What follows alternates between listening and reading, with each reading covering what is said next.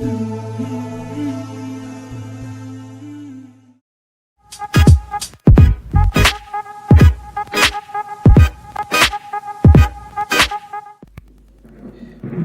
پہلے کی بات ہے، ایک بادشاہ کا بیٹا جب دینی تعلیم کے لیے استاد کے پاس پڑھنے گیا تو استاد نے اسے ایک حدیث سنائی۔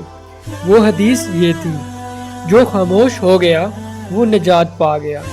جب شہزادے نے یہ سنا تو وہ خاموش ہو گیا۔ کچھ عرصے کے بعد بادشاہ نے شہزادے کی حالت دیکھی کہ شہزادہ بولتا کیوں نہیں، اس کے ساتھ کیا مسئلہ ہوا ہے۔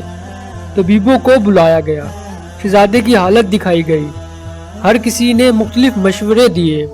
انہی میں ایک طبیب نے مشورہ دیا کہ شہزادے کو سیر پہ بھیجا جائے۔ چنانچہ ایک خادم روزانہ شہزادے کو سیر پہ لے جاتا۔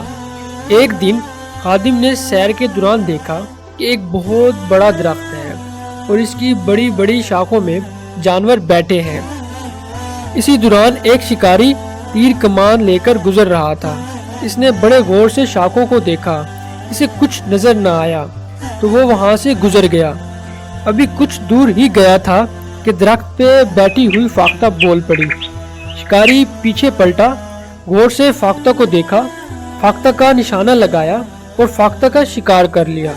تو خادم سمجھ گیا کہ شہزادہ قصداً خاموش ہوا ہے، تو خادم کی زبان سے بے ساختہ نکلا، اے رسول صلی اللہ علیہ وآلہ وسلم، آپ نے سچ کہا ہے، نہ وہ فاختہ بولتی اور نہ ماری جاتی، خاموشی میں نجات ہے۔ اب اس کا مطلب یہ نہیں کہ آپ بولنا ہی چھوڑ دیں، خاموشی اختیار کریں، جہاں بولنا ضروری ہو وہاں بولیں۔ اس طرح ہم زبان کی آفتوں سے بچ جائیں گے تو بہت سارے گناہوں سے بچ جائیں گے۔ ہمارے سب سے زیادہ گناہ اس زبان کی وجہ سے ہیں۔ اس لیے آپ صلی اللہ علیہ وآلہ وسلم نے فرمایا، جو خاموش ہو گیا وہ نجات پا گیا۔